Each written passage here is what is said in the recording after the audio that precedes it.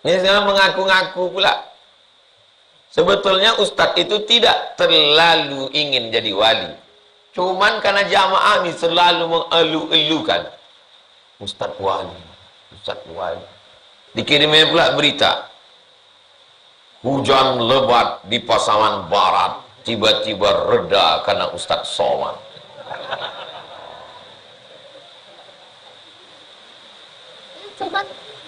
Terus, kalau ada orang mengaku wali gara-gara itu wali juga, tapi wali murid. Wali kelas atau wali setan.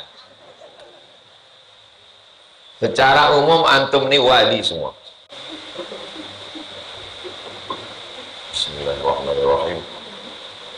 Assalamualaikum warahmatullahi wabarakatuh. Alhamdulillah. Allahumma salli ala sayyidina Muhammad wa ala ali sayyidina Muhammad. Qala al-musannifu al-imam Abu Zakaria Muhyiddin Abu Zakaria Yahya bin Sharaf An-Nawawi bisanadihi. Imam Nawawi berkata dengan sanadnya. Babun, satu bab fil mujahadah, tentang mujahadah. Asal hurufnya 3. Bahasa Arab itu kebanyakan asalnya 3. Masjid, sajada, sujud. Majlis, jalasa, duduk. Majlis, kerapatan adat, orang duduk-duduk. Majlis, dari kata jalasa, duduk. Masjid, sajada, sujud. Pergi, zahaba. Makan, akala. Minum, syariba. Mujahadah asalnya 3. Jahada. Dari kata jahada inilah asal kata jihad. Jihad artinya mengerahkan harta, nyawa untuk menolong agama Allah. Dari kata jahada ini juga ijtihad. Ijtihad. Ini ijtihad Imam Malik, Imam Syafi'i. Mengerahkan segenap kemampuannya, bahasa Arabnya, nahwu, shorab, balaghah, ma'ani, bayan, hafalan ayat Qur'annya, hafalan hadisnya, pemahamannya, ilmu mauhibah dari Allah untuk mengeluarkan suatu hukum halal, haram, makruh, mubah. Namanya ijtihad. Orangnya mujtahid. Mengerahkan segenap kemampuan untuk melawan hawa nafsu, melawan tamak, melawan bakhil, melawan kikir, melawan semua keinginan hawa nafsu, disebut dengan mujahadah. Melawan kantuk tidur pagi, melawan hujan rintik-rintik, bisa sampai ke jalan Kamboja. Ini termasuk mujahadah. Ini yang hadir ini udah lulus mujahadah semua. Jauh-jauh datang dari Harapan Raya sana. Mujahadah dari Padang kemarin. Jam berapa berangkatnya itu? Babun fil mujahadah. Babnya ini tentang mujahadah. Qala Allah Ta'ala, Allah berfirman. A'udzu billahi minasy syaithanir rajim. Walladzina jahadu fina. Orang-orang yang bermujahadah mencari jalan kami. Lanahdiyannahum subulana. Kami pasti menunjukkan jalan kami. Wa innallaha lama'al muhsinin. Allah bersama orang yang berbuat baik. Siapa yang bermujahadah, kami kasih jalan. Allah dulu ngasih jalan atau dia dulu berusaha? Tengok bunyi ayatnya. Walladzina jahadu fina lanahdiyannahum subulana.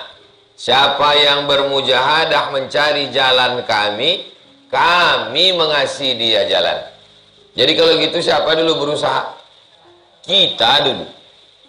Lawan kantuk, siapkan bensin, setel jam, berniat aku tidur malam ini mau bangun nanti jam 4, habis mandi tahajud berangkat ke jalan Kamboja, itu namanya mujahadah. Lanah diamnahum subulana, kata Allah berjanji, ku kasih kau jalan supaya kau jadi orang baik. Tapi mesti ada usaha dan ikhtiar dari orang tersebut. Jadi tak bisa orang mengatakan, kenapalah aku nih Pak Ustadz, berat aja mau mengaji ini. Ada kau berusaha nyetel jam, ada saya setel jam 4, tapi saya tidur jam 3. Kalau ada orang cerita gitu, pertanyaannya, waras kau, mana bisa tidur jam 3 mau bangun jam 4? Kalau udah jam 3 tak tidur, jangan tidur lagi. Kalau tidur lagi itu memang sengaja meninggalkan sholat subuh. Jangan tidur lagi, tahanlah. Habis sholat subuh baru tidur. Makna walladzina jahadu fina lanadiyannahum subulana 3. 1. Orang yang berusaha mencari jalan masuk Islam, Allah kasih dia jalan. Walladzina jahadu fina, Ustadz Felix Siau yang berusaha mencari jalan kami, lanahdiyannahum subulana, kami kasih dia jalan. Walladzina jahadu fina, Ustadz Yahya Walone yang mencari jalan kami, lanahdiyannahum subulana, kami tunjukkan dia jalan kami. Walladzina jahadu fina, Ustadz Nababan yang mencari jalan kami, lanahdiyannahum subulana. Walladzina jahadu fina, Ustadz Ihsan Mokoginta mencari jalan kami, lanahdiyannahum subulana. Walladzina jahadu fina, Ibunda Irene Handono mencari jalan kami, lanahdiyannahum subulana. Ini semua orang ini yang saya sebutkan ini, dan orang-orang yang saya tak ingat tapi mereka baik, mereka ini semuanya berusaha mencari jalan. Makanya Islam mereka itu lebih kuat daripada kita. Mereka lahir tak Islam, habis itu kuliah di kampus berdebat sama kawan-kawan, risau, menggunakan akalnya. Ini tak logika, ini tak masuk akal, kenapa begini? Lawannya keinginan hawa nafsunya. Kata bapaknya, kau masuk Islam tak kuakib ke anak. Tak apa-apa Pak, asal jangan Allah tak mengakui aku hamba. Akhirnya Allah kasih jalan, dapat hidayah. Mudah-mudahan yang sedang diproses jalan dikasih Allah hidayah. Yang kedua, walladzina jahadu fina, orang yang sudah Islam ingin istiqomah melawan hawa nafsunya, dilawannya makannya, kami kasih dia hidayah untuk puasa sunat. Dilawannya kantuknya, kami kasih dia jalan supaya mudah tahajud. Dilawannya malasnya, kami kasih dia jalan supaya dia rajin istiqomah. Supaya dapat istiqomah mesti ada mujahadah, barulah dikasih Allah buahnya istiqomah. Yang ketiga, walladzina jahadu fina, orang yang bermujahadah melawan hawa nafsunya, lanahdiyannahum subulana, kami berikan dia jalan yang tak kami berikan kepada orang lain. Ini yang paling halus. Yang ketiga ini adalah jalan batin, seperti yang dilakukan Imam Al-Ghazali. Yang paling bawah dari tak Islam jadi Islam, yang tengah dari yang tak istiqomah jadi istiqomah, yang ketiga ini yang sifatnya lebih halus batin. Imam Al-Ghazali itu jabatannya rektor Universitas Nizamiyah. Pendirinya Nizamul Muluk, raja. Imam Al-Ghazali begini sama raja.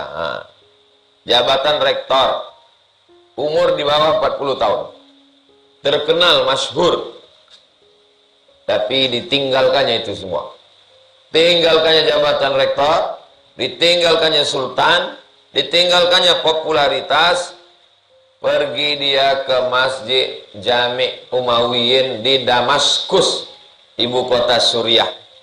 Berkhalwat di sana selama 11 tahun. Sampai 11 tahun barulah dapatnya jalan yang disebut dengan ma'rifah. Ma'rifah itu Allah mengenalkan dirinya kepada seorang hamba.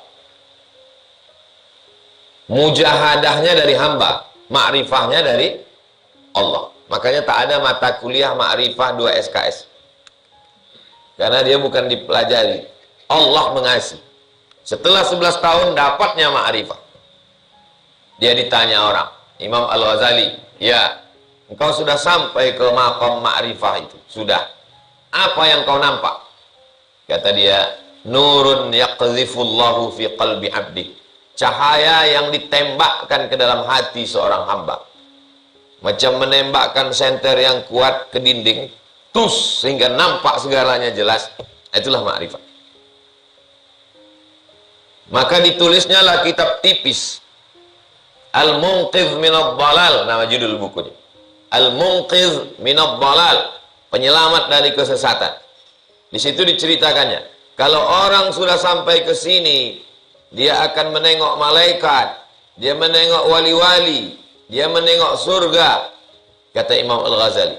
Di situ digunakannya kata dia, kata ganti orang ketiga, dia. Padahal sebetulnya yang dimaksud Imam Ghazali adalah aku sebetulnya. Yang dia yang nampak itu sebetulnya. Itu beda orang dulu sama sekarang. Orang dulu dia nampak, tak diakuinya, dibilangnya. Kalau ada orang, kalau orang sekarang, orang lain nampak, dibilangnya dia. Tak apa nampak dia. Tapi tak perlu kita ini mengaji, mau dapat yang 3 ini. Itu hadiah dari Allah. Kita ini yang pertengahan. Dari Islam tak Islam, alhamdulillah kita sudah Islam. Yang pertengahan ini sudah Islam, kita mau istiqamah. Yang 3 ini level tinggi, khawasul khawas. Dapat alhamdulillah, tak dapat pun tak jadi masalah. Maju sedikit, kasih anak-anak, adik-adik, biar dapat tempat duduk. Musola ini tidak kecil, orangnya terlalu banyak. Kalau sholat subuh waktu tidak hari Rabu, lapang masjid.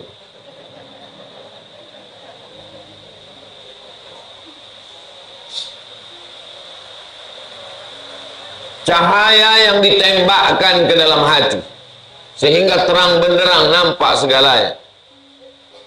Tapi jangan gara-gara mengaji ini lalu besok malam nampak saya Pak Ustadz malam tadi agak-agak jam 2 di kamar saya itu terang. Di mana nampak kau terang? Di badan bini saya Pak Ustadz. Itu bukan cahaya ma'rifah. Itu handphone kau sedang diperiksa bini.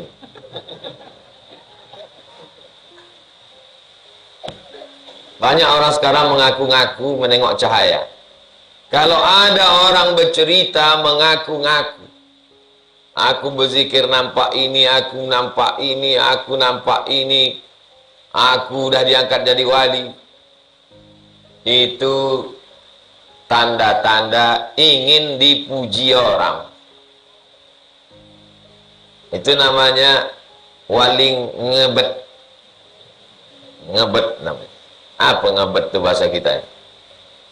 Ingin betul jadi wali. Wali itu ada yang tak tahu bahwa dia wali. Wali itu ada yang malu dia wali. Makanya kata Imam Sultanul Aulia, sultannya para wali, Syekh Abdul Qadir Al-Jilani, dalam kitab Sirrul Asrar, rahasianya rahasia. Wali itu kalau dia dapat karamah, kalau Nabi namanya mu'jizah, kalau wali karamah. Wali itu dapat karamah macam anak gadis, maaf, anak gadis pertama kali haid, malu. Begitulah wali itu kalau dapat karamah, malu. Ini sekarang mengaku-ngaku pula. Sebetulnya ustadz itu tidak terlalu ingin jadi wali. Cuman karena jamaah ini selalu mengeluh-elukan. Ustadz wali, Ustadz wali. Dikirimnya pula berita. Hujan lebat di Pasaman Barat tiba-tiba reda karena Ustadz Somad.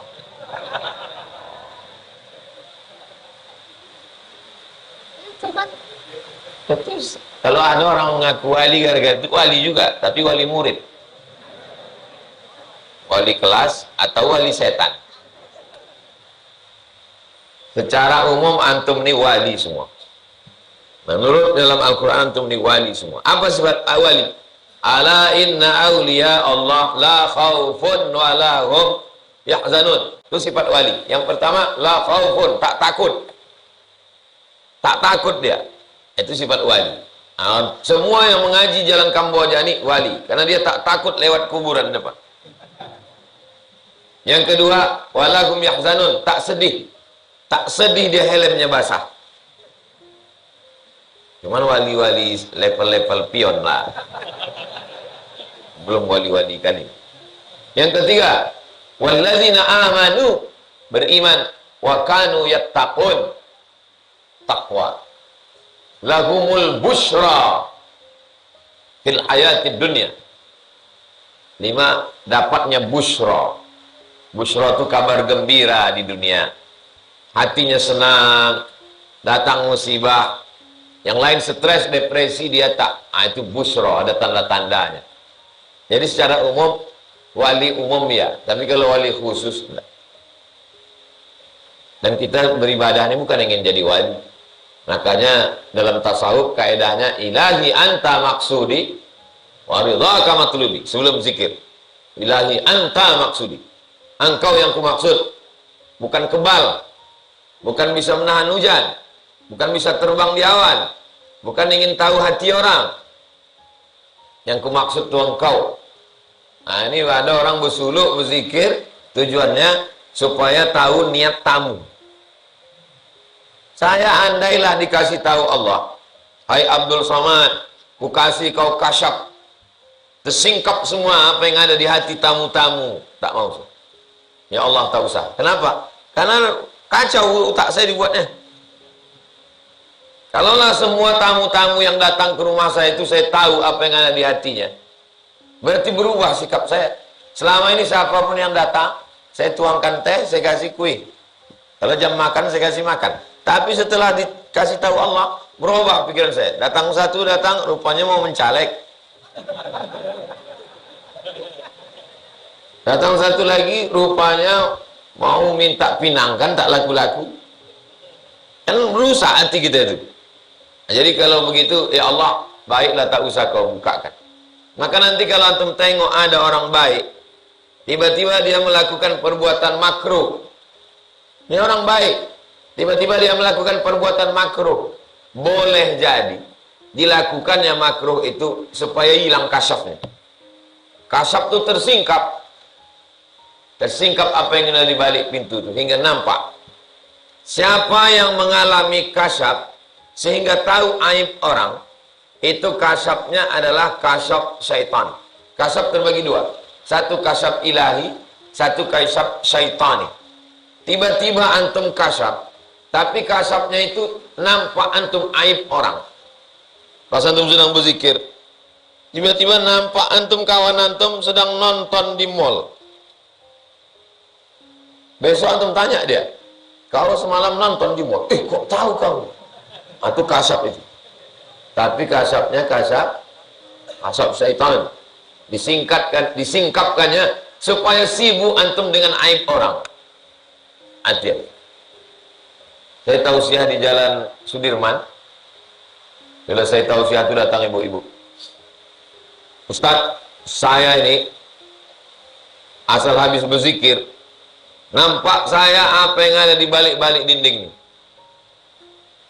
Kalau saya nyetir bawa mobil ke Sumbar, nampak saya mobil apa yang akan datang di depan sana.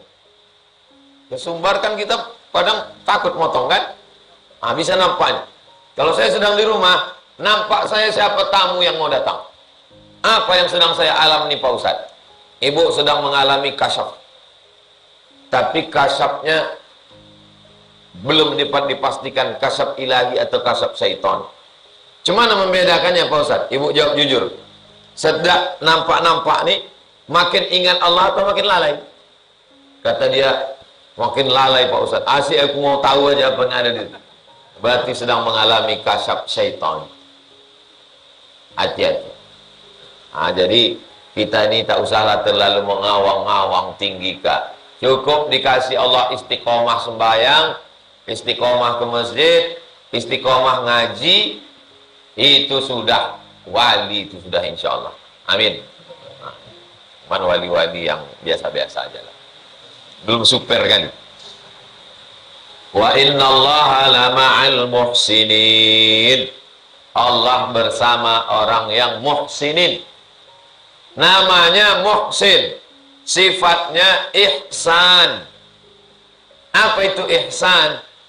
An ta'budallaha ka'annaka tarah, fa illam takun tarahu fa innahu yarak. Selalu merasa diawasi Allah. Itulah ihsan. Coba tengok kaitan ayat ini. 3. Orang yang bermujahadah, kami tunjukkan jalan kami, dan kami suka kepada orang yang ihsan. Korelasinya, hubungan antara 3. Berarti orang yang mujahadah itu puncaknya sifatnya adalah ihsan. Ihsan itu apa? Selalu merasa ditengok Allah Ta'ala. Itulah ihsan. Makanya waktu Jibril datang bertanya, 3 yang ditanya. Pertama iman, kedua Islam, yang ketiga ihsan. Puncak dari ajaran Islam ini adalah ihsan. Seandainya orang Islam ini semuanya sampai ke ihsan, apa yang terjadi? KPK bubar. Kenapa jabatan KPK bertambah 5 tahun? Karena kita belum ihsan. Inspektorat Jenderal sudah ada, Irjen sudah ada, pengawas sudah ada, jaksa sudah ada, polisi sudah ada, hakim sudah ada. Kurang juga lagi dibentuk komisi penanggulangan korupsi. Nanti kalau KPK pun juga dianggap tak mampu, muncul lagi entah apa lagi namanya. Ini karena kita belum sampai kepada ihsan. Doakan supaya Ustaz Somad sampai ke maqam ihsan. Ihsan, merasa selalu ditengok, diawasi Allah Subhanahu wa ta'ala. Inilah yang paling sulit. Wa qala ta'ala, Allah berfirman, wa'budu rabbaka, terus beribadah. Wa'budu rabbaka, terus beribadah. Ibadah, ibadah, ibadah, ibadah, ibadah. Sampai kapan? Hatta ya'tiyakal yakin, sampai datang yang paling yakin. Yang paling yakin adalah mati. Maksudnya teruslah beribadah sampai mati. Jadi kalau ada yang bosan, aku bosan lah udah beribadah ini, insya Allah kau cepat mati. Karena kalau udah mati tak beribadah lagi. Beribadah itu selama hidup di kandung badan, selama hayat di kandung badan, selama bersemayam jasad dalam badan, itulah beribadah. Kalau sudah mati, selesai. Itu makanya orang mati itu tersenyum dia. Sudah selesai udah. Antum datang mengaji di Kamboja ini selama hidupnya aja. Kalau udah mati jangan datang lagi. Tiba-tiba bunyi pintu. Pagi-pagi bunyi pintu, assalamualaikum. Tak ada. Maka kata pengurus bertanya, "Wah, angtu." Itulah asal kata hantu. Angtu, angtu, antu. Ada bunyinya tapi tak ada orangnya. Angtu katanya. Itulah jadi hantu. Karena tahu antum nanti ditanya, ibu-ibu ditanya sama anaknya, mak, apa arti antu itu mak? Antu itu apa ang mengetuk pintu jam 2 malam? Mau bertanya, antu. Galak itu. Wa'bud rabbaka, sembahlah Allah, beribadah.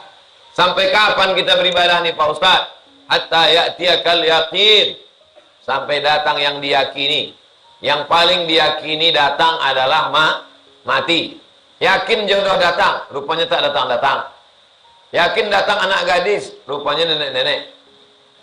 Yakin datang rezeki, rupanya tak datang. Yakin banyak, rupanya sedikit. Tapi yang paling yakin datang adalah mati. Orang mati itu pun tak yakin mati, tapi dia mati juga. Orang-orang mati itu tak yakin dia mati. Yakin bapak mati, Pak? Enggak. Mati juga dia. Wa'bud rabbaka hatta ya'tiyakal yaqin. Al-Hijr 99. Berikutnya Al-Muzammil. Wal kurisma rabbika. Sebutlah nama Tuhanmu. Namanya disuruh sebut. Ya Rahman, Ya Rahim, Ya Malik, Ya Qudus, Ya Salam, Ya Mu'min, Ya Muhaimin, Ya Aziz.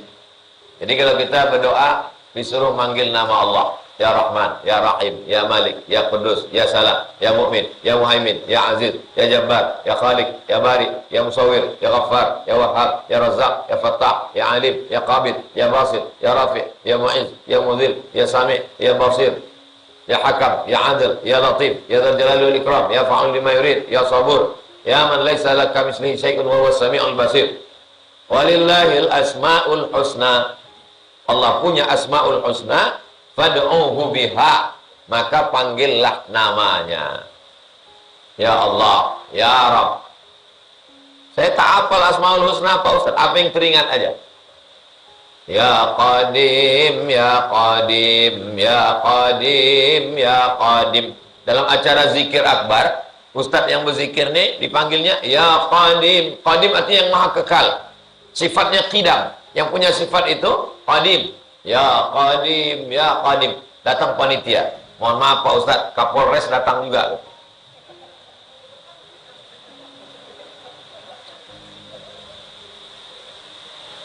Gara-gara Ustaz itu selalu memanggil Ya Qadim. Janganlah panggil Qadim aja Pak. Kapolres ada juga datang. Panitia bonga. Tak tahu dia Ya Qadim itu kan manggil Qadim. Qadim itu sifatnya qidam. Wujud qidam. Qidam tak berawal. Ini semua yang hadir ini berawal semua. Ada awalnya. Lahir. Sebelum lahir, embrio berjumpa nutfah, sperma dengan cairan. Berjumpa dalam rahim. Sebelum itu, ruh ditiupkan ke dalam rahim. Semua yang berawal bukan Tuhan. Wujud, qidam. Nabi Isa berawal, bukan Tuhan. Maryam berawal, bukan Tuhan.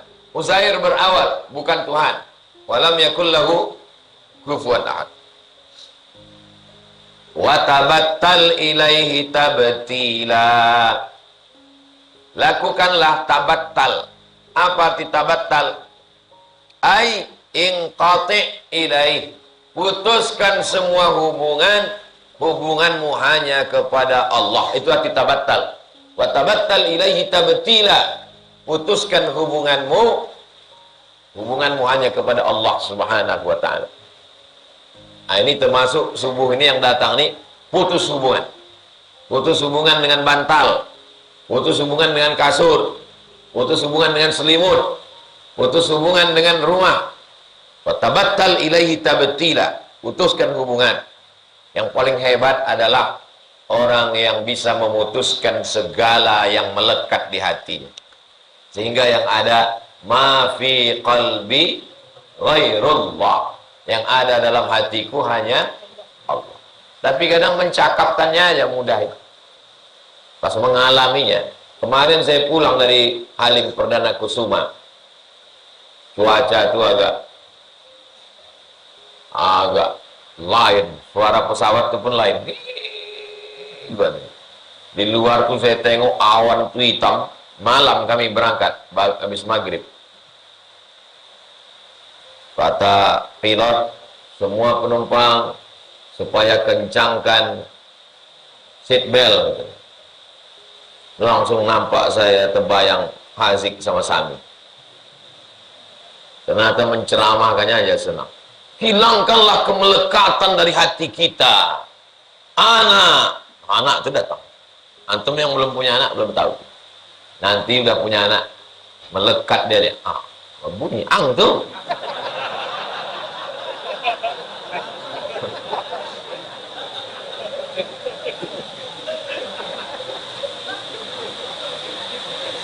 Kapan kita bisa membuang kemelekatan dalam hati kita itu? Kalau kita melawan dengan mujahadah, melekat duit itu dalam hati kita. Cemana caranya biar supaya tak melekat? Keluarkan dia, masuk ke dalam kotak. Kalau ada orang berceramah, hilangkan kemelekatan dalam hati kita. Pas lewat kotak, haram keluar. Itu cuman lipstick aja. Cemana caranya biar supaya jangan melekat dia di hati kita? Lepaskan dia. Ustadz tak melekat jaguar tuh di hati Ustadz. Melekat sampai sekarang teringat-ingat juga saya. Asal nampak saya mobil mewah, kalau dibawa ke Pekanbaru kemarin, sedap juga. Apalagi knalpotnya agak di setel sedikit kan. Lewat pula awak di depan UIN kan. Taklah mudah, kalau salah semester 3 awak lagi. Dia melekat dia dalam, dan kita lawan dia supaya lepas dia. Datang. Sedangkan udah dilepaskan pun datang juga dia lagi. Apalagi tak dilepaskan. Belajar kita melepaskan segala kemelekatan. Putuskan. Karena pada saatnya nanti semua akan memang putus. Semuanya akan putus. Maka sebelum dia putus, kita putuskan dulu. Semua penderitaan, kekecewaan, kesedihan berasal dari rasa memiliki. Semakin besar rasa memiliki, semakin sedih saat dia pergi. Boleh untuk tulis di baju kaos. Semakin besar rasa memiliki, semakin sedih saat dia pergi. Ini untuk orang yang belum move on. Jadi kenapa wali-wali itu tidak sedih? Karena dia tidak punya rasa memilih. Tapi Pak Ustadz, orang-orang ulama-ulama tasawuf itu kaya-kaya. Kaya-kaya. Tapi tak sampai ke hatinya, hanya di tangannya aja. Imam Malik bin Anas, gurunya Imam Syafi'i, Imam Maliki, kaya. Punya kereta kencana di Madinah.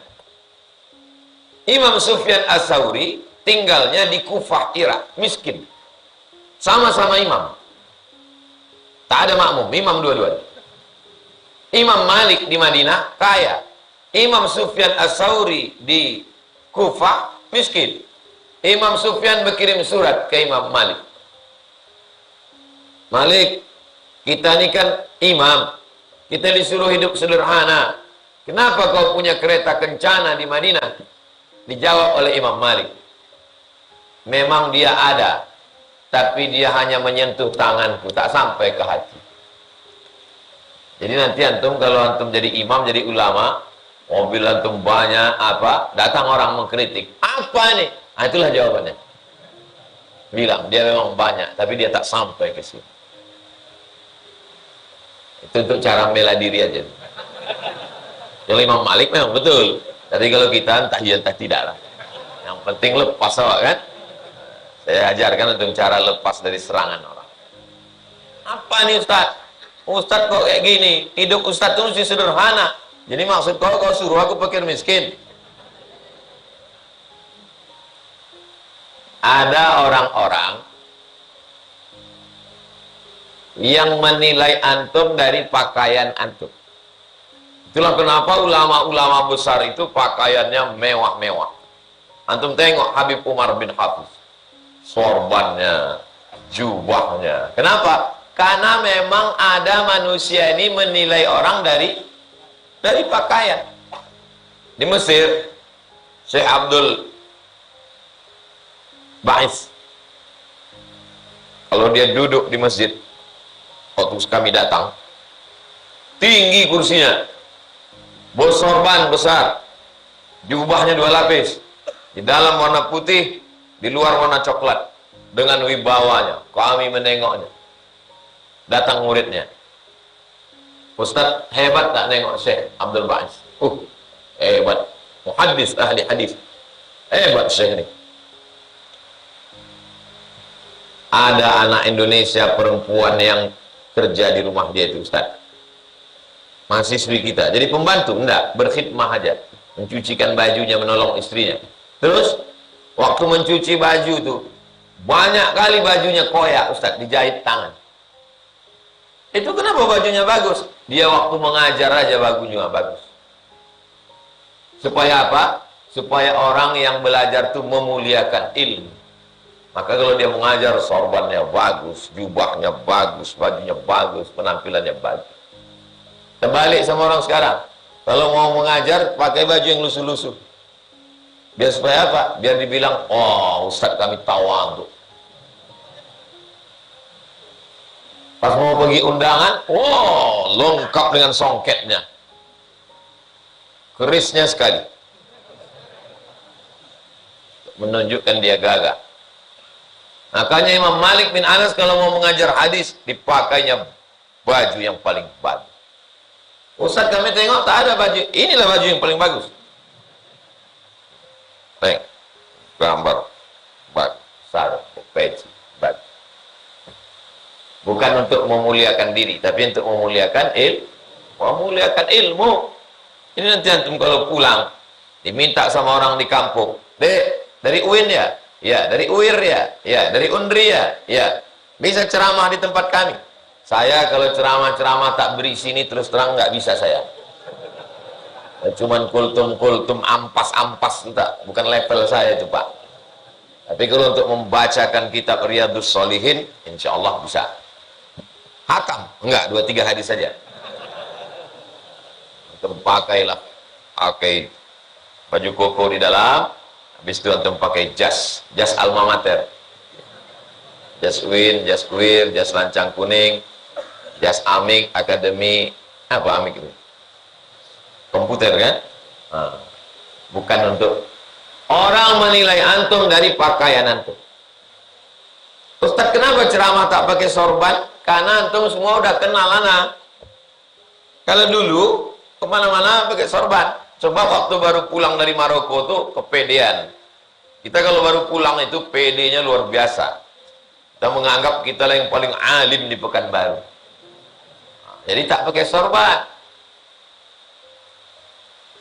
Pulang dari UIN jam 12 kurang, pergilah ke masjid rumah sakit umum RSUD Arifin Ahmad. Pas di depan mimbarnya itu saya duduk. Jam 12 saya duduk situ. Mau khutbah Jumat. Pengumuman pengurus RSUD. Khatib kita hari ini adalah Al-Mukarram Haji Abdul Somad LCMA. Tapi karena dia belum juga datang, maka khatib dari pengurus RSUD Arifin Ahmad khutbah dari situ. Padahal saya bawa. Itu gara-gara pakaian itu. Gara-gara tak pakai sorban. Coba kalau saya pakai sorban situ, pasti ditanyanya kan, Ustaz Somad ya? Waktu itu belum ada viral lagi, belum ada gambar. Baru pulang. Banyak juga waktu saya baru pulang tuh orang ragu, ini Ustadz apa mahasiswa? Muda kali. Sekarang aja dibilang orang itu 25. Bayangkan lihat. Lanjut. Wa qala ta'ala, "Faman ya'mal mithqala dzarratin khairan yarah." Siapa yang melakukan perbuatan baik sebesar biji sawi, dzarrah, yarah, nanti matanya akan menengok perbuatan itu di akhirat. Yarah. Jangan merasa berkecil hati karena amalnya kecil. Antum mau minum, nampak antum semut berenang-renang di dalam. Lalu antum julurkan kelingking antum untuk mengeluarkan semut itu ke bawah. Kecil kali itu amal, tapi insya Allah dibalas Allah. Cuman setelah antum minum, antum perlu berpikir, waktu antum memasukkan kelingking antum ke dalam, sebetulnya antum menyelamatkan semut atau menyelamatkan teh antum?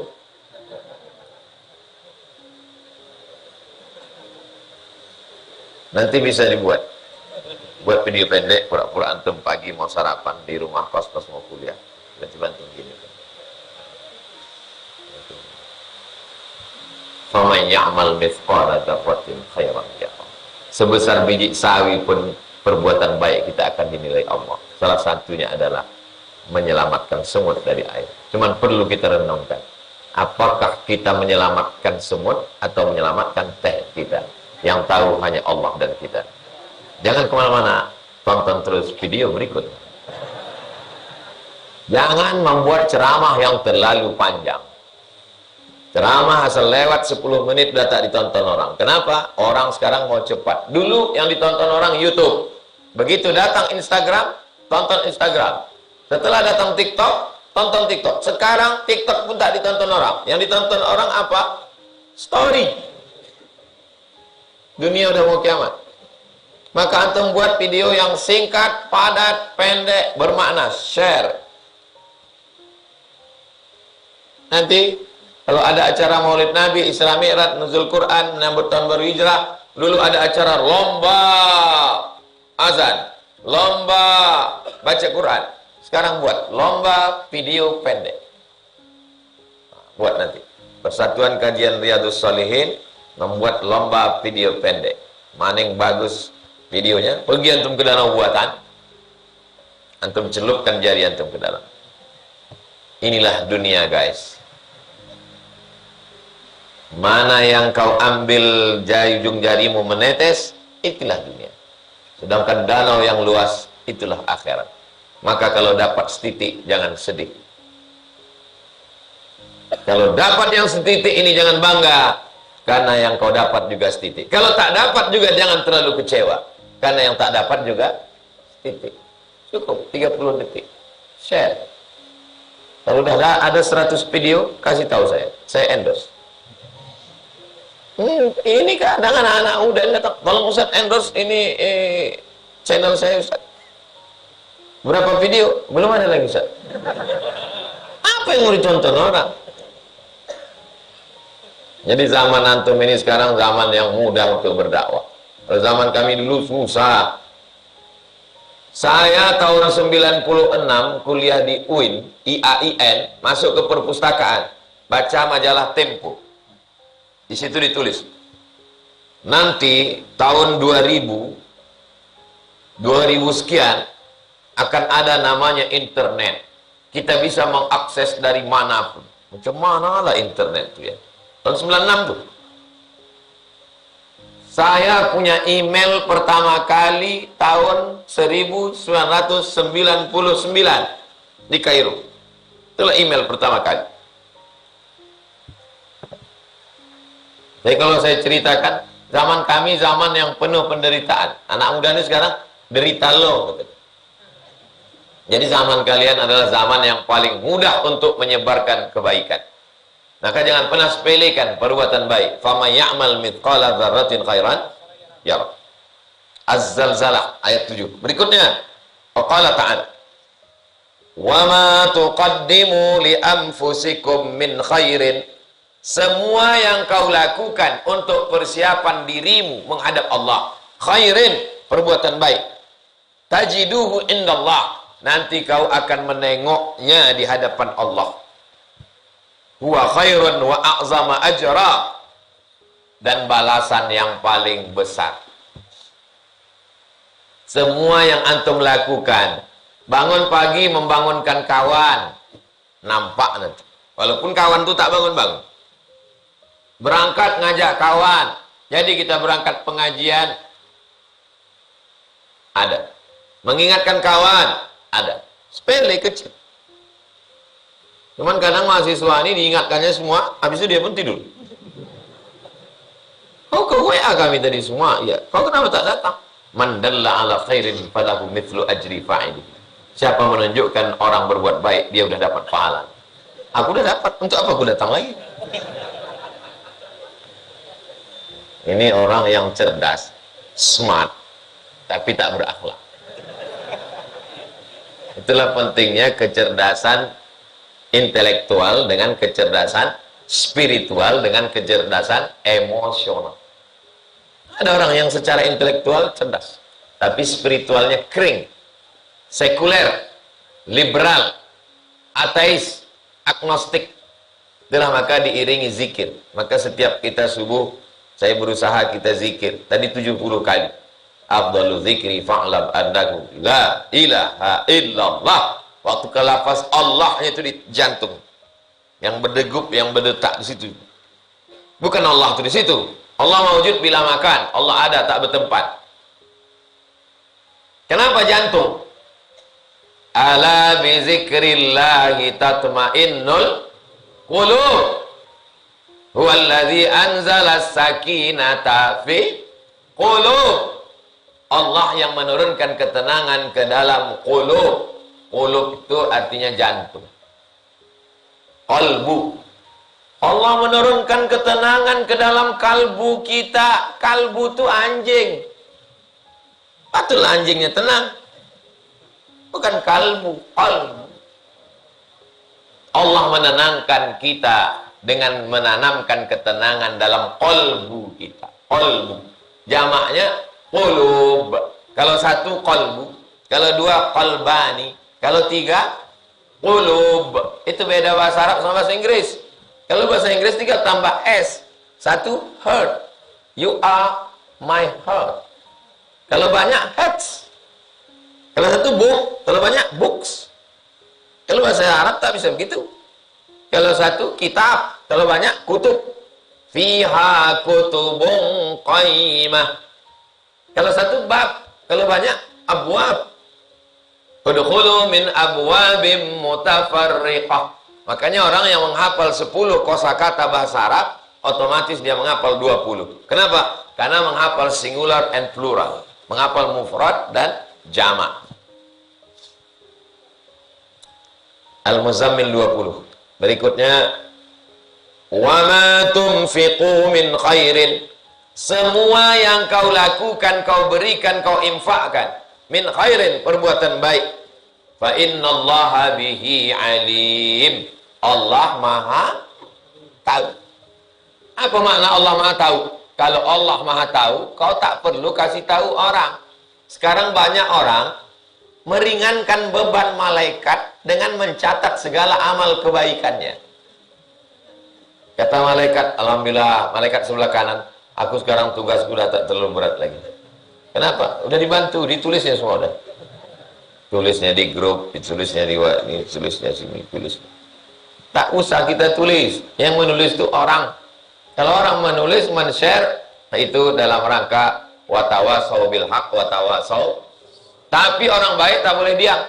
Karena kalau orang baik diam, maka orang jahat heboh. Orang baik ini diam semua. Sementara orang yang musik LGBT heboh. Orang yang buat dosa maksiat, ada channel YouTube khusus isinya mabuk aja. Duduk, dibuatnya minuman-minuman dari mulai botol besar, botol kecil. Tema kita hari ini, wahai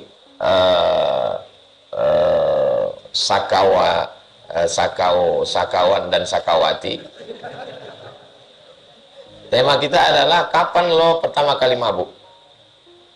Mereka yang mabuk aja bangga dengan mabuknya. Kenapa orang yang ngaji malah tidak menunjukkan kajiannya? Jadi kalau antum tengok nanti ada kawan antum posting, itu sesungguhnya yang tahu riak tak riaknya antara dia dengan Allah SWT. Yang jelas orang waktu menengok, oh ada pengajian. Kalau takut memposting diri sendiri, posting orang. Aku takut ku posting diriku sendiri Pak Ustaz. Maka aku posting kawan-kawanku. Tapi untuk aku, udah aku kasih fotoku ke dia supaya dia pula posting aku. Ada sebagian orang. Surat Al-Baqarah 273. Jadi semua yang kita lakukan ini nanti kita tengok dengan mata kepala sendiri. Yang mengasih air minum nih, yang mengasih cawan ini, nanti di akhirat akan ditengoknya cawan ini, ditengoknya dengan mata. Itu menunjukkan bahwa nanti di akhirat itu kita dengan mata ini, bukan mata ini mati dimakan cacing tanah busuk, enggak. Mata ini nanti tetap. Apa bisa mata, tangan, kaki, tulang, kuku, bulu ini hidup lagi? Padahal udah dimakan cacing tanah, hancur. Innama amruhu iza arada syai'an ayakula lahu kun. Yang pertama mengelupas biji mata. Seminggu dalam liang lahat biji mata ini keluar. Terus bergelinding. Rambut nih mengelupas, lepas dari kepala. Kuku lepas. Kuku ini lepas dari kulit. Daging-daging ini berwarna hijau biru tua. Busuk, usus menggelembung. Pecah seminggu. Datanglah ulat-ulat, cacing-cacing. Nana yang oplas kemarin, operasi plastik. Makanya kalau ada antum pergi kondangan, pergi acara walimah, ada rasa tak pede dalam hati nengok orang cantik. Wah, cantik kali dia. Abang yang kadang nanti dia makan cacing tanah. Untuk membangkit. Tapi jangan pula dicakapkan, alah kau cantik-cantik makan cacing tanah juga kau nanti. Atau kalian buatkan pula video. Hai guys, ini yang cantik-cantik ini. Ini semua ini santapan cacing tanah semua nih. Ngamuk lah dia. Wal ayatu fil babi katsiratun. Ayat tentang bab mujahadah ini katsiratun. Apa makna katsir? Banyak. Ma'lumatun, maklum. Diketahui. Semua orang tahu. Disebutkan Imam Nawawi beberapa ayat ini hanya sebagai example, for example, hanya sebagai contoh saja. Wa ammal ahadis, adapun hadis-hadis. Hadis yang pertama nomor 95. Kita lanjutkan nanti pertemuan pertama, pertemuan kedua, insya Allah. Sampai jam 6. Jam 6 ke jam 6.20 kita akan jawab pertanyaan-pertanyaan. Habis itu kita sholat sunat isyraq 2 rakaat.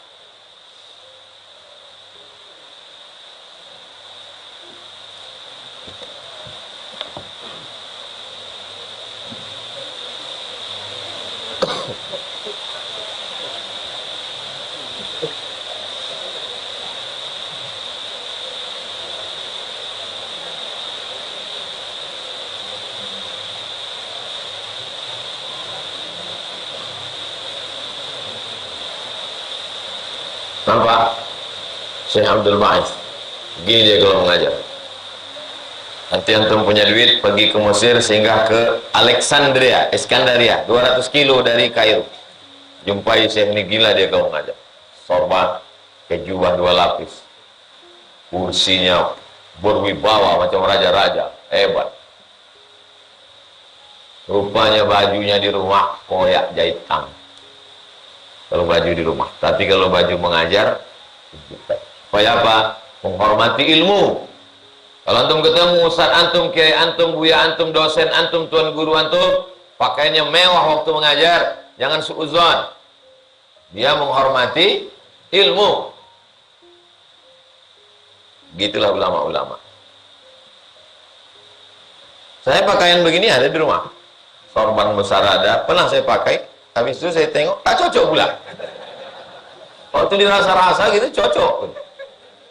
Dari Turki. Duduk, habis itu coba foto tengok, agak lain. Memang cocok. Badannya besar, hidungnya mancung, putih pula. Assalamualaikum warahmatullahi wabarakatuh. Apa hukum istri nikah lagi dengan orang lain? Walaupun izin suami tidak izin suami pertama, ada pula izin suami pertama. Sebab nikahnya di luar kota, sebab jirannya dan warga sudah resah. Apa solusinya? Wal mutallaqatu yatarabbasna bi anfusihinna salasata quru. Perempuan kalau diceraikan suaminya, maka iddahnya 3 quru. Sebagian mazhab 3 kali suci, sebagian mazhab 3 kali kotor. Maksudnya 3 bulan. Karena 1 bulan itu ada suci, ada kotor. Habis 3 bulan, habis iddah, barulah dia menikah lagi. Judul lagunya Kutubu Jandam. Kalau udah punya anak, beranak ampek dan nanti juga. Perempuan yang nikah dengan laki-laki, dia masih terikat dengan lakinya, maka laki yang pertama mengadu ke pengadilan. Deliknya adalah delik aduan. Kalau ditangkap dia di hotel, ditangkap sama polisi, tak bisa. Karena ini bukan pidana. Beda sama mencuri. Orang kalau tertangkap nyuri ayam, walaupun yang punya ayam itu tak melapor, dia tetap bisa dimasukkan penjara. Karena deliknya tidak mesti ada aduan. Beda sama zina menurut hukum Indonesia nih. Kalau menurut hukum Islam, jelas tuh, gali tanah, masukkan, lempar batu, mati, selesai. Tapi kalau kita gali sini, kita lempar batu, kita semua masuk penjara. Karena kita tidak pakai hukum Islam. Kita sekarang bicara hukum yang dipakai di Indonesia, deliknya aduan. Maka suami mesti mengadukan ini ke polisi, dia masuk penjara. Berapa bulan? Kalau tak salah 6 atau 9 bulan, KUHP. Kita undang-undang hukum pidana. KUHP, bukan kasih uang habis perkara.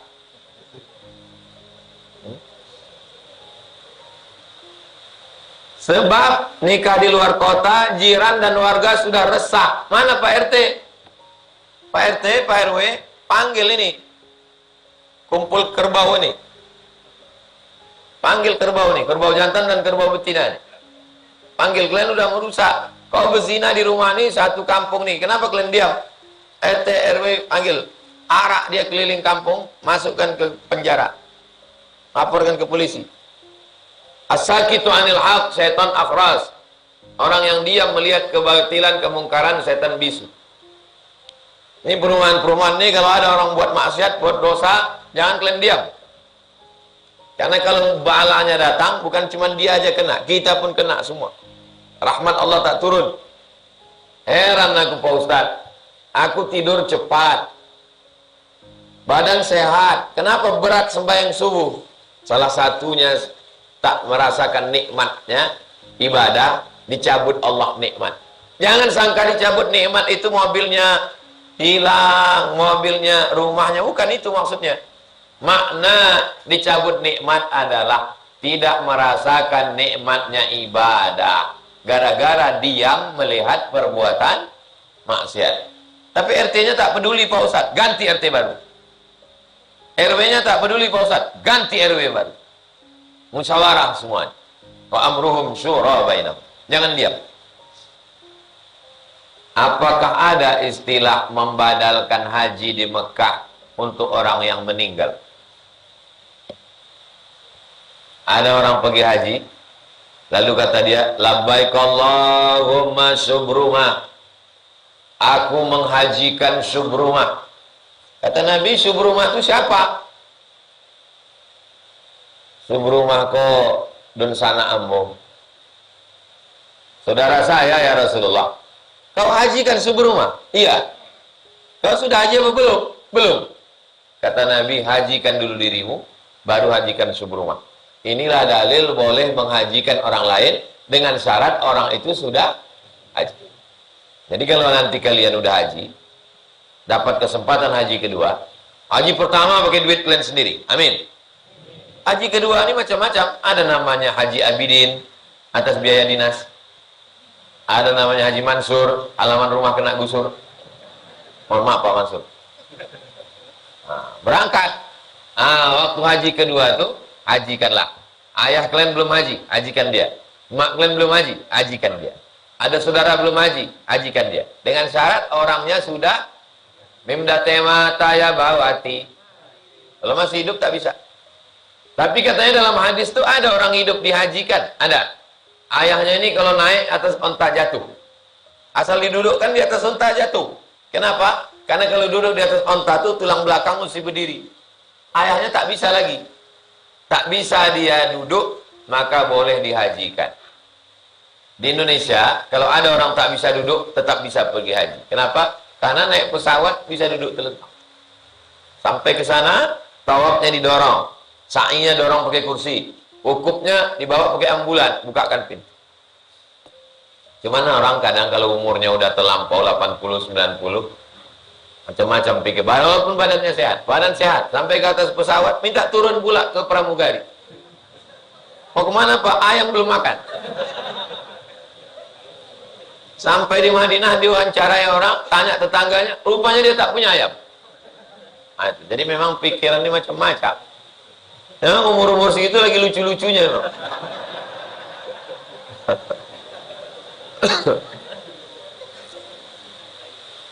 Apa yang selalu kita lakukan waktu muda, itulah yang akan datang ke pikiran kita.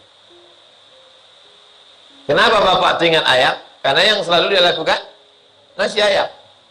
Apa yang selalu antum lakukan, itulah yang akan datang waktu tua-tua nanti. Ada orang stroke. Stroke pertama, error. Stroke kedua, hang. Hilang semuanya. Anaknya pun datang ditanya, kau siapa? Sampai suatu hari, datang jamaah kita. Kawan konco.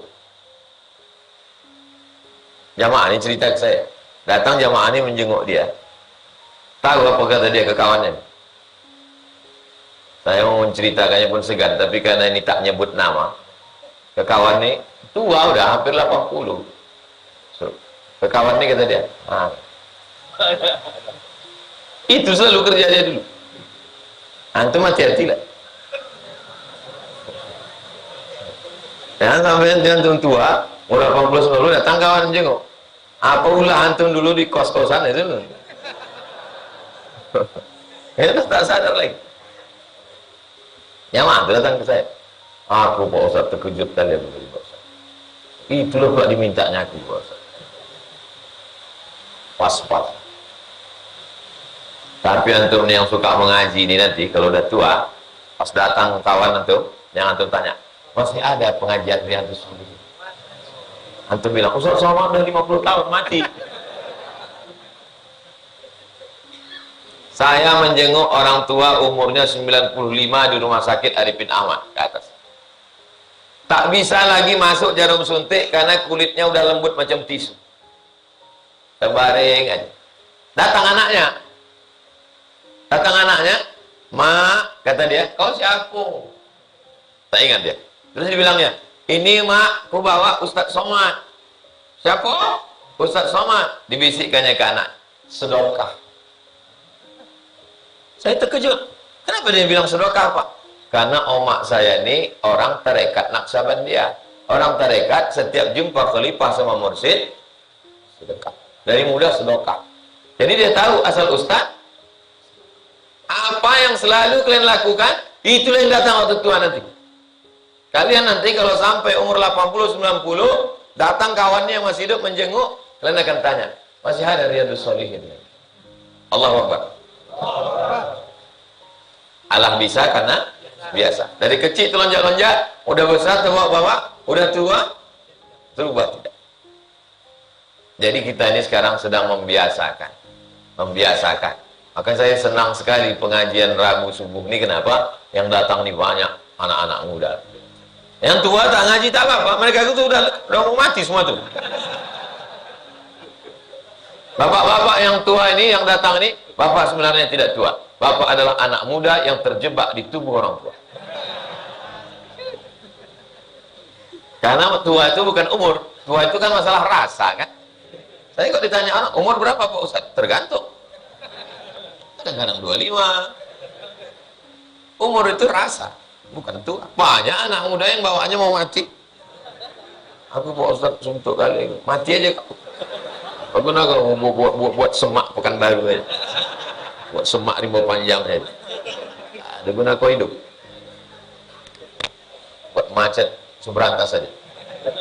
Apakah sah pernikahan jika pria memberi mahar ternyata 50% jumlah mahar tersebut adalah milik orang lain dan istri dipaksa mengembalikan mahar tersebut Pak Ustadz? Maka kasus yang 50% itu berarti kasusnya utang yang mesti dibayar. Karena mahar itu sahha bai'uhu. Kalau sah dia dijual, ada harganya, ada nilainya, sah dia jadi mahar. Maka kalau bisa nikah itu menikah dengan barang yang bisa dijual. Karena tujuannya nanti saat terjadi sesuatu di rumah tangga bisa dijual untuk sebagai modal. Nah, maka kalian yang gadis-gadis yang belum nikah, yang lajang-lajang belum nikah, waktu nikah nanti maharnya kalian kasih sesuatu yang nanti bisa dijual.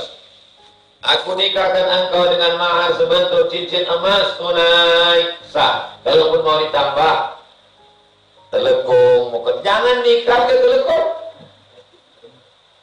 Nikah tahun 80, sekarang telekungnya saya larang nanti tinggal. Tapi yang mudahnya enggak diulang gara-gara ini. Nikahnya tetap sah. Yang nikah dengan seperangkat alat sholat, kita suci Al-Quran, sah. Kalau masalah sah tak sah. Sedangkan menikah dengan mengajarkan Quran pun sah. Aku nikah, kata Nabi, zawwajtukaha bima ma'aka minal Quran. Waktu Nabi sedang mengajar, datang seorang laki-laki. Waktu Nabi sedang mengajar, berdiri seorang perempuan. Wahabtu laka nafsi, kata dia. Di depan Nabi, depan orang banyak. Wahabtu laka nafsi. I give myself for you. Kuberikan diriku untukmu ya Rasulullah. Nabi tak ada komen. Nabi terus saja ngajar. Lama-lama tegak seorang laki-laki. Ya Rasulullah, kalau kau tak mau, untuk aku aja lah. Kata Nabi, iltamis walau khataman min hadid. Balik ke rumah, cari cincin besi. Kau punya untuk mahar. Balik dia ke rumah, cari-carinya, tak ada Rasul. Cincin besi ada. Cincin besi pun tak ada Rasul. Maka dari sekarang aku siapkan cincin besi. Mana tahu kan? Saya tahu pas pengajian saya tegak orang. Itu saya tanya, ada cincin besi? Ada. Nikahkan langsung. Tapi tentu saya perlu pikir juga saya dulu kan.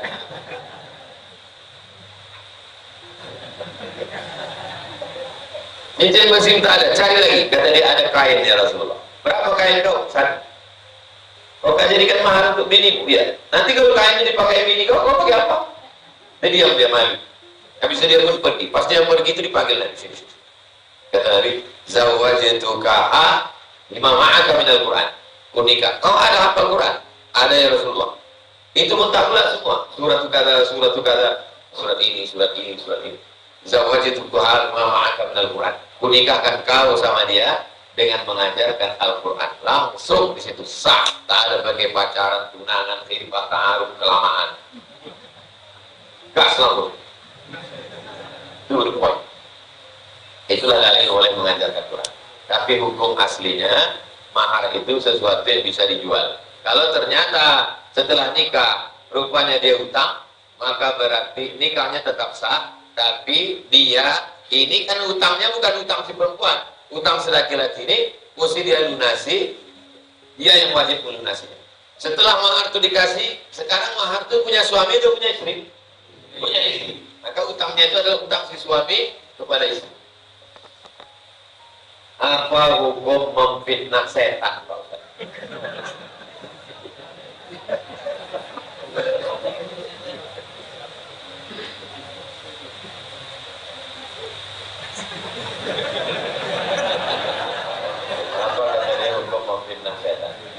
Perbuatan yang dibenci oleh Allah, dibenci oleh setan, dibenci oleh iblis. Memperkosa anak setan.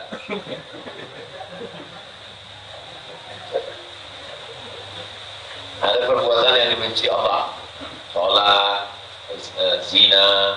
Ada perbuatan yang dibenci oleh setan, sholat, ngaji. Setan pembenci, Allah pembenci juga. Tapi setan tak bisa difitnah, karena perbuatannya semua jahat. Bagaimana mau fitnah setan? Itu setan itu tak baik itu. Itu fitnah pada orang beriman, karena orang beriman baik. Setan tak ada baik. Jadi tidak ada memfitnah setan. Jadi yang membuat pertanyaan ini kurang cerdas. Kalau antum mau mencoba saya, cari yang agak ribet. Kalau yang begini-begini tidak bisa memfitnah setan, karena fitnah itu artinya tuhmat, tuduhan tanpa bukti. Menuduh orang baik berbuat jahat. Setan memang jahat, tapi dia udah baik, Pak Ustaz. Berarti setan hijrah.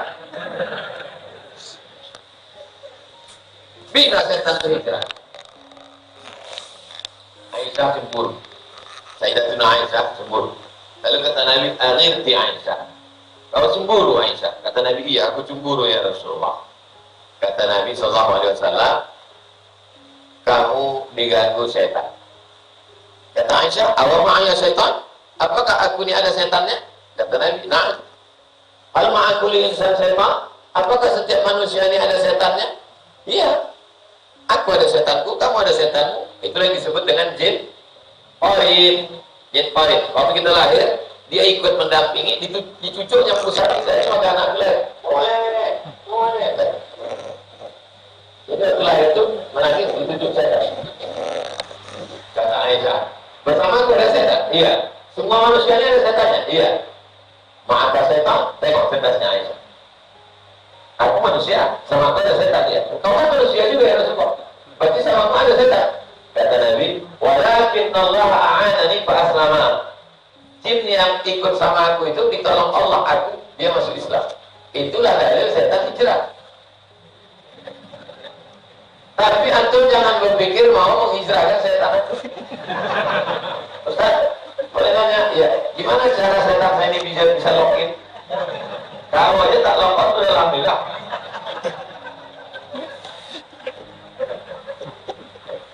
Karena setan itu dua. Saya minal insi wal jin. Ada yang dari kalangan manusia, ada yang dari kalangan jin. Allazi wasudu fi sudurin nas minal jinnati wan nas. Jadi setan dari kalangan jin tidak bisa antum fitnah. Fitnah maksudnya di sini adalah tuduhan jelek, karena mereka melakukan perbuatan jelek. Perbuatan antum ke mereka itu adalah ibtalul batil, menunjukkan orang yang batil bahwa dia batil. Antum ngasih tahu, itu yang ada gambarnya di baliho itu penjahat. Apakah itu fitnah? Tidak. Karena antum sudah ngasih tahu, jangan coblos dia, karena dia penjahat. Tapi tak boleh diposting, nanti antum kena pasal IP, pencemaran nama baik, bisa masuk penjara. Tapi kalau antum diam, orang batil akan merajalela. Saking banyaknya gambar orang batil, yang betul disangka batil, yang batil disangka betul, batil betul, sangka batil sangka betul. Gara-gara orang batil ngomong, orang betul diam. Akhirnya yang betul disangka batil, yang batil disangka. Makanya ngomong, speak up. Seorang peserta kurban, apa saja yang dilarang dilakukan menjelang pemotongan kurban? Dari tanggal 1 ke tanggal 10. Saya mau kurban nih. Tanggal 1 itu saya sudah beli kambing, saya bawa. Kambing saya itu ini kalau mau ikut sunnah-sunnahnya betul. Kambing saya itu saya tambat dekat rumah, saya kasih makan, saya kasih minum. Lalu kemudian 1, 2, 3, 4, 5, 6, 7 saya tidak memotong kuku dan tak memotong bulu, tak mencukur kumis, tak memotong jenggot. 1, 2, 3, 4, 5, 6, 7, 8 sebaiknya berpuasa. Kalau tak bisa puasa setiap hari, ambil Senin Kamisnya. Puncak puasanya tanggal 9 hari Arafah. Yukaffiru sanatal madiyata wal baqiyata, mengampunkan setahun yang lalu, setahun yang akan datang. Tanggal 10 pagi kasih makan kambing tadi, kasih minum. Habis itu sholat Idul Adha. Balik sholat Idul Adha, baringkan kambing tadi sisi kirinya menghadap ke arah kiblat sana, sini kepala kambing, sisi kiri kambing. Lalu kemudian asang pisau, tak boleh depan mata kambing. Makanya sebagian orang menutup mata kambing. Falyurih zabihatahu, buat dia tenang. Tajamkan pisaunya. Setelah itu potong dia. Bismillahi Allahu Akbar, Allahumma taqabbal min Abdul Somad. Setelah itu belah kambing tadi, diambil hatinya, cuci. Jangan nanti kalian jadi panitia ambil daging tusuk langsung masak, najis, darah najis, tak boleh. Cuci dulu, basuh. Setelah basuh, percikkan air jeruk, kasih garam, bakar. Habis itu untuk makan, itulah makanan pertama tanggal 10 Zulhijjah. Kalau Idul Fitri, pagi makan dulu baru sembahyang. Kalau Idul Adha, pagi itu tak ada masuk apa-apa. Makanan yang pertama adalah hati hewan. Ini kalau mau ikut sunnah dari A sampai Z. Fakulu minha, makan daging, makan hatinya sedikit. Untuk apa? Lip tabarruk, untuk ngambil barokah. Sisanya wa at'imul ba'isal faqir, bagikan ke fakir miskin. Semuanya sebes. Tapi kalau mau sulusan, ambil sepertiga. Ambil sepertiga, letakkan di rumah. Sepertiga jiran tetangga, sepertiga fakir miskin. Begitu aslinya kurban. Ini yang tak dilakukan orang sekarang. Orang sekarang tak pernah ngasih makan kambing, tak pernah nengok kambing, tak pernah megang kambing, tak pernah motong kambing, tak pernah makan kambing. Kurbannya hanya online. Tetap dapat pahala, tapi sunnah-sunnahnya, kalau mau sunnah-sunnah, Mudah-mudahan nanti panjang umur sehat badan kita bisa melakukan, insyaallah. Hal apa saja yang dianjurkan? Udah ceritakan dari asal. Setelah tanggal 10 itu barulah dia motong kukunya balik, merapikan rambutnya, kumisnya, jenggotnya balik. Apa hikmahnya? Setelah menyembelih hewan kurban, kita pun fresh kembali baru, kuku baru, rambut baru, semangat baru. Bini tetap lama. Bagaimana kalau seorang perempuan mengikuti pertandingan bela diri? Bagus. Perempuan sekarang bagus ikut bela diri. Karena sekarang banyak pelecehan seksual. Laki pun KDRT. Jadi kalau kalian ikut bela diri, silat, taekwondo, judo, agak besar sedikit sumo. Ikut. Tahu terpereng nanti hasil bagus. Tapi tetap menjaga rambut tutup, pakaiannya longgar. Kalau dia ikut silat, insya Allah pakaiannya longgar. Kalau bersilat, perempuan sama perempuan, dia pula sama laki-laki. Nanti banyak aku sama laki-laki. Karena pelatihan kadang gabung sama laki-laki, enggak, beda kan? Laki-laki perempuan sama perempuan. Daripada kalian olahraga fitness di tempat senam, daripada kalian di senam pagi, hari apa di kantor-kantor? Hari Kamis pagi, semua pakai celana sempit, apa gitu segala macam. Bukan main, rasanya udah berkeringat. Habis itu makan satu plate mulai paku 3 mangkuk. Kalori hilang setengah mangkuk, tambah 2 setengah mangkuk. Apa itu? Dosa maksiat. Nah, bagus. Masukkan anak-anak kita ke silat. Tapi tempatnya aman, pelatihnya perempuan, tak campur aduk laki-laki perempuan. Pakai jilbab, bajunya longgar. Kalau dia baju, tidak ada olahraga bela diri yang sempit tadi. Judo, longgar. Pencak silat, longgar. Yang sempit-sempit itu poli. Renang tak baju sama sekali.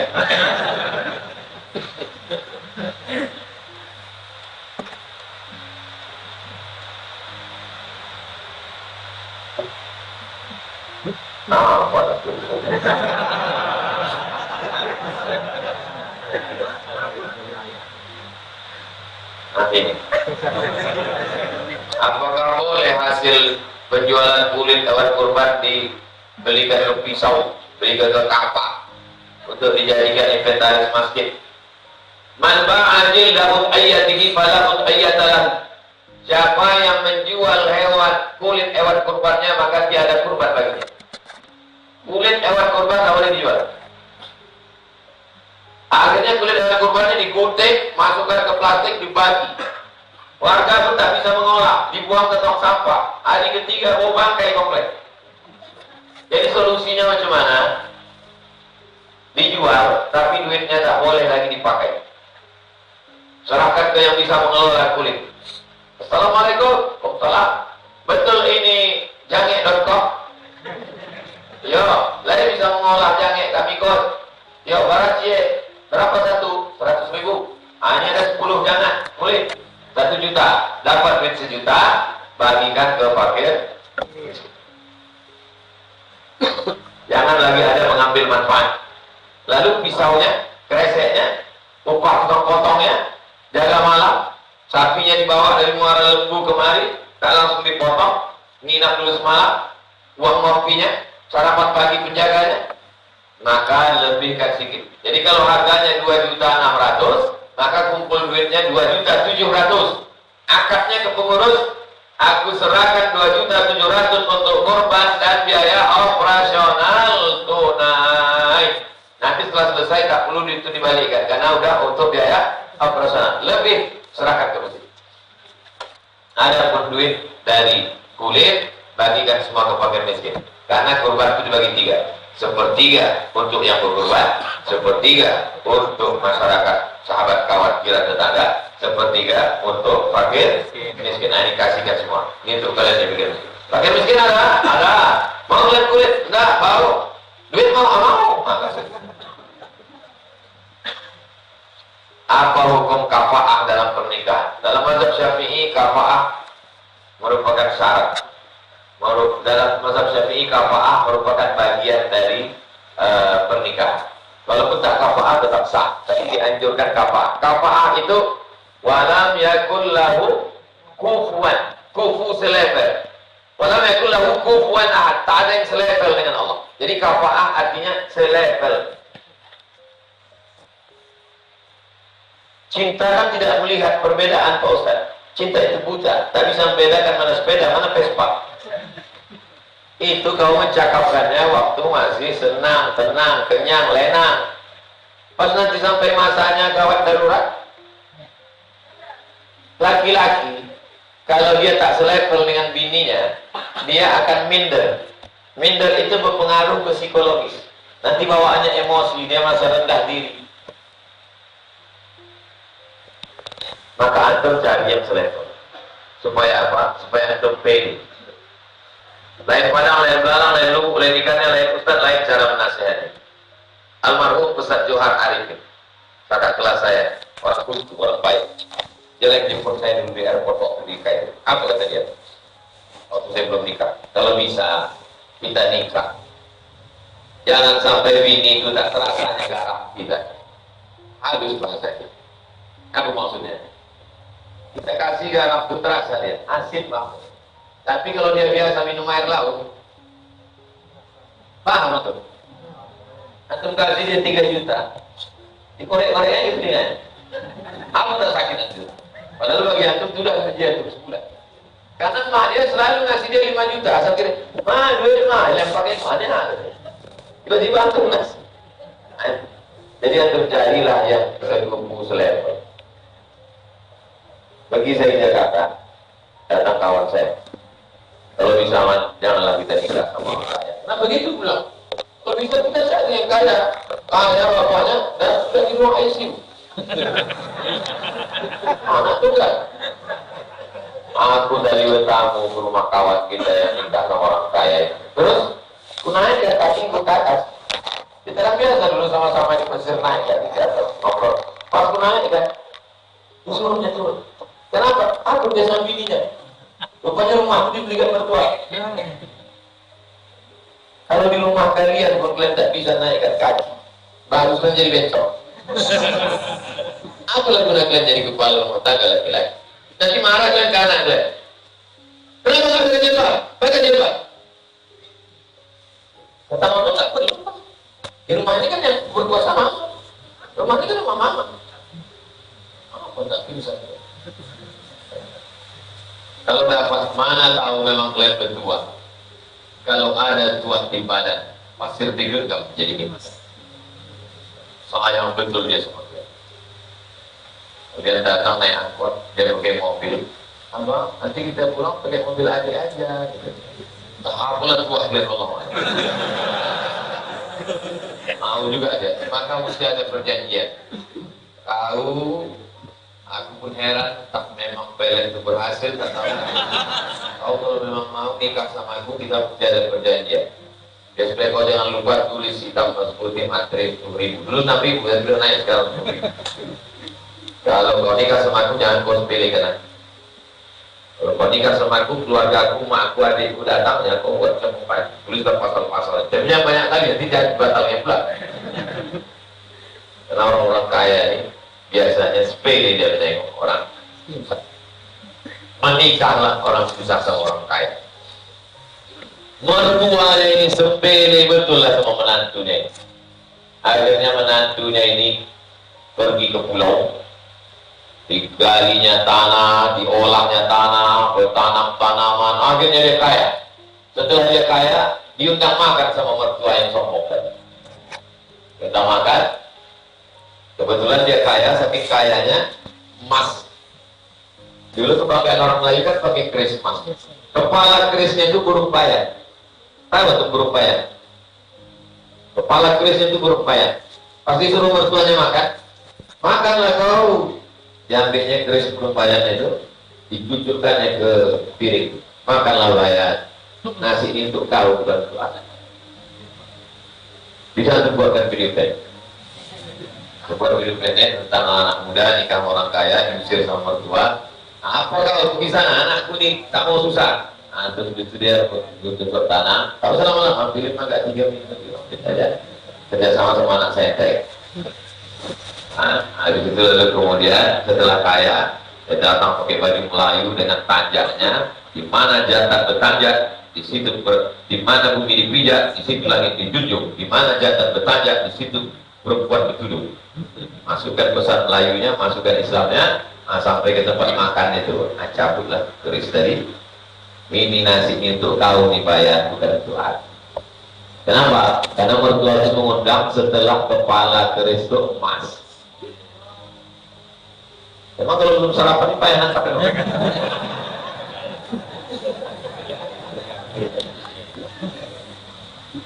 Apa benar Ustaz Syekh Sa'rawi melihat Nabi Ibrahim secara sadar di samping Ka'bah nih, pas di pintunya di depan ini ada namanya Maqam Ibrahim. Maqam Ibrahim tapak kaki Nabi Ibrahim. Maqam Ibrahim zaman dulu tuh besar macam musola. Cara menengoknya terbuat Maqam Ibrahim Qadiman. Maqam Ibrahim Qadiman. Qadiman artinya zaman dulu. Maqam Ibrahimu Qadiman. Besar sekali. Itu nampak. Macam musola. Besar sekali. Besar sekali. Macam musola di tengah Masjidil Haram. Akhirnya orang yang mau tawaf kan terhalang. Maka kata ulama, kata Raja Saudi Arabia, tempelkan aja makam Ibrahim ini ke samping Ka'bah. Karena makam Ibrahim itu sesungguhnya hanya lempengan bulat tapak kaki Nabi Ibrahim menginjak batu lunak, batu itu tercetak tapak kaki. Tempelkan aja di Ka'bah. Setuju ulama Saudi Arabia. Cabut makam Ibrahim, tempelkan di Ka'bah. Selesai. Kan tawaf bisa lancar kan? Datang Syekh Muhammad Mutawalli Sya'rawi, dia ulama Al-Azhar Kairo Mesir, tapi diminta raja mengajar di Saudi 15 tahun. Kata dia tak bisa, karena ini bertentangan dengan sunnah. Ini menunjukkan bahwa ulama Al-Azhar itu yang sebenar-benar ahlus sunnah. Tak bisa menempel, ini bertentangan, ini bid'ah ini. Menempelkan makam Ibrahim ke dinding Ka'bah, ini bid'ah. Kata ketua ulama Saudi Arabia, kami tak berani. Karena mereka monarki, tak berani melawan raja. Akhirnya Syekh Muhammad Mutawalli Sya'rawi menulis dalil-dalil. Datang dia menghadap raja. Raja, tak boleh kita tempelkan makam Ibrahim. Karena ini. Raja setuju dengan Syekh Muhammad Mutawalli Sya'rawi. Akhirnya dibalikkan makam Ibrahim ke tempatnya. Hanya saja bangunannya dibuat kecil. Malamnya Syekh Muhammad Mutawalli Sya'rawi bermimpi berjumpa dengan Nabi Ibrahim. Nabi Ibrahim tersenyum mengucapkan terima kasih kepada Syekh Muhammad Mutawalli Sya'rawi. Kisah itu ditulis dalam satu buku kecil. Judul bukunya Huna Ra'aitu Sayyidana Ibrahim. Jadi dia melihatnya dalam mimpi. Judul bukunya Huna Ra'aitu Sayyidana Ibrahim. Huna Ra'aitu Ibrahim. Syekh Muhammad Mutawalli Sya'rawi. Saya beli buku itu di Kairo. Huna Ra'aitu Sayyidana Ibrahim, Syekh Sya'rawi. Huna Ra'aitu Sayyidana Ibrahim. Buku ini sudah saya beli 25 tahun yang lalu. Ketika lagi Syekh Muhammad Mutawalli Sya'rawi ini pernah diutus menjadi ustaz pengajar di Aljazair. Utusan Al-Azhar untuk ke Aljazair. Karena meninggalkan Mesir dia tak mau. Akhirnya suatu malam nampaknya seorang syekh berjubah berjenggot putih. Syekh ini mengatakan, kenapa kau tak mau ke kampung kami Sya'rawi? Heran Syekh Sya'rawi. Akhirnya dia mau. Syekh Sya'rawi pun datang ke Aljazair. Pas penyambutan di Aljazair, Nampaknya Syekh yang jumpanya di mimpi itu ada di Aljazair. Namanya Syekh Bilqai. Sya'rawi wa Bilqai. Bilqai mursyid tarekat Syekh As-Sya'rawi. Bilqai.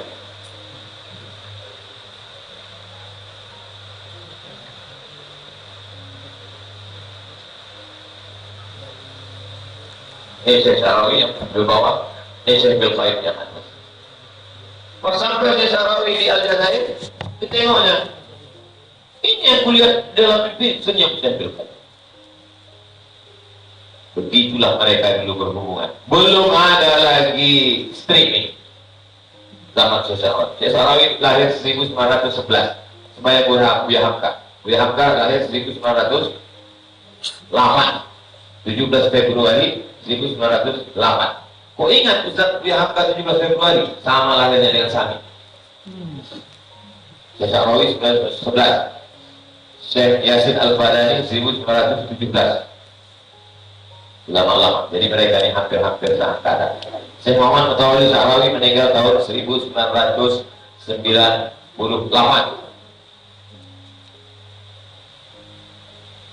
Anak Indonesia yang hampir mencium tangan Syekh Sya'rawi, Imam Masjid Al-Fatah Minas, Ustaz Darwis, kakak kelas. Pas mau diciumnya tangan Syekh Sya'rawi, ditarik Syekh Sya'rawi. Syekh Sya'rawi yang wali sebegitu hebatnya, tak mau tangannya dicium. Tiba-tiba Abdul Azim cium. Saya tak menyalahkan hadir ulama yang tangannya dicium itu penghormatan. Tapi ini ceritanya tentang saya. Maju kepada. Nanti kalau jumpa pun saya cakap, kau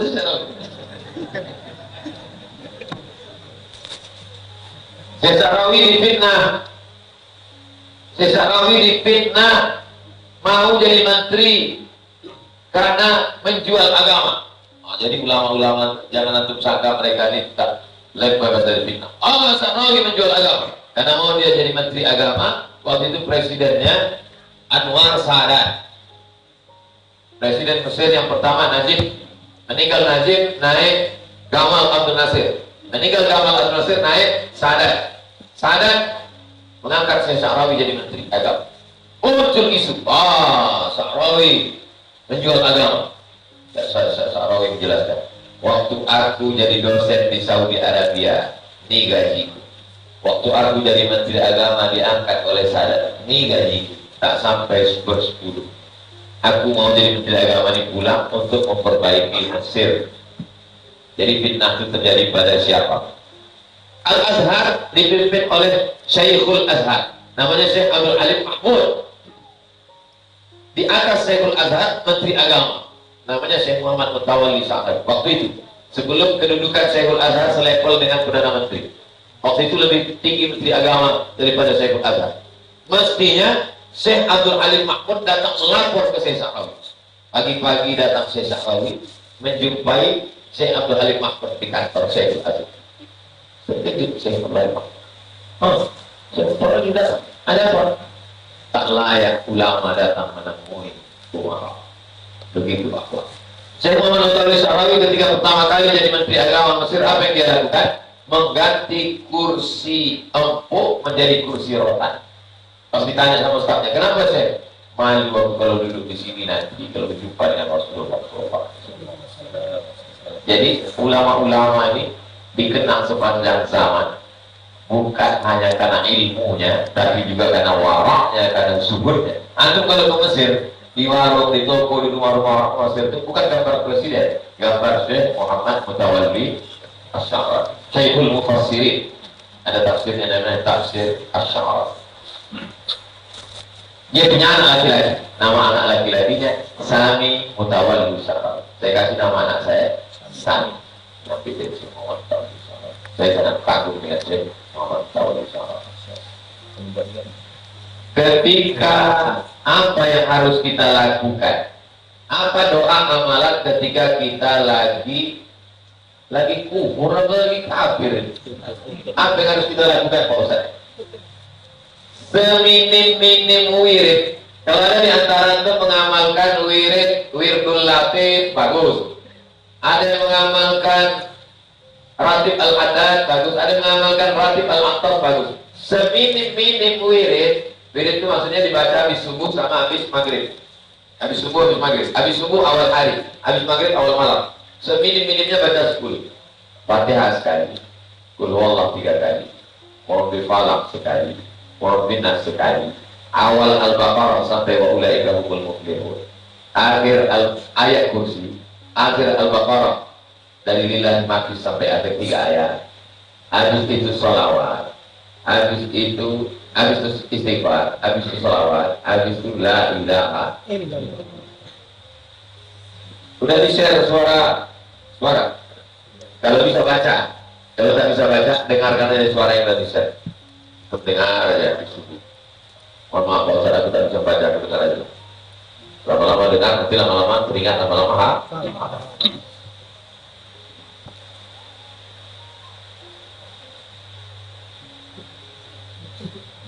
berikan kita tips untuk selalu komitmen dalam dakwah.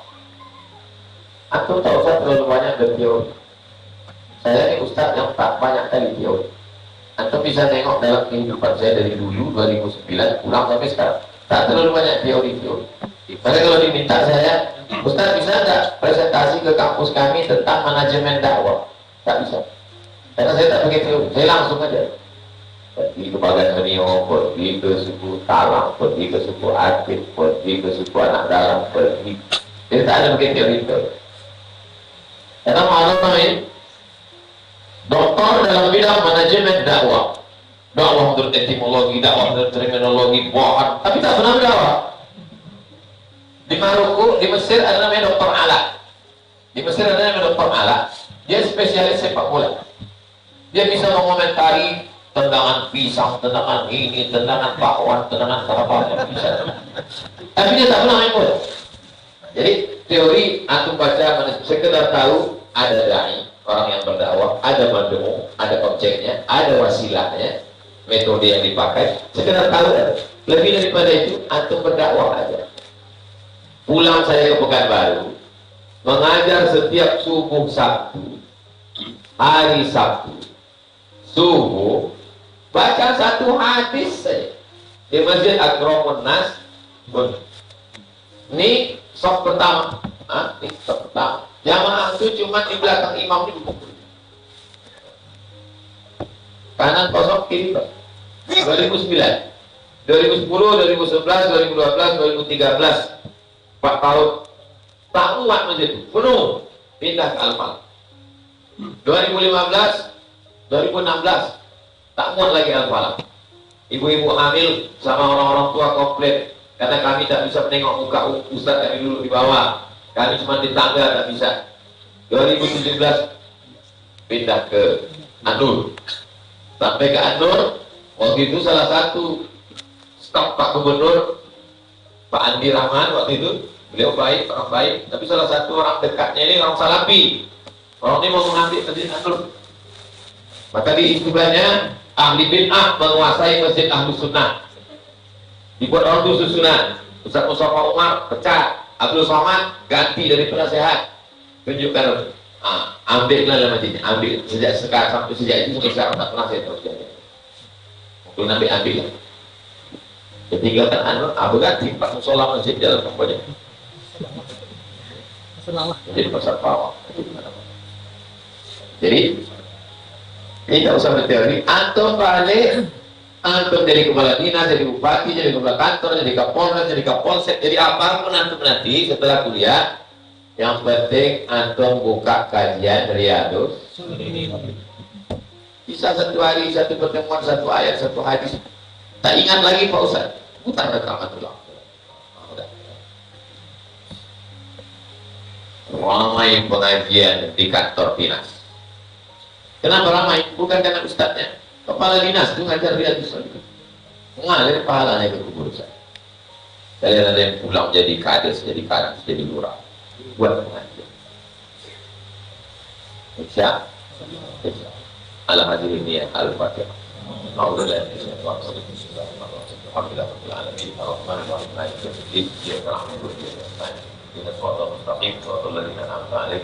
Al-Maghdubi alaihim waladdallin.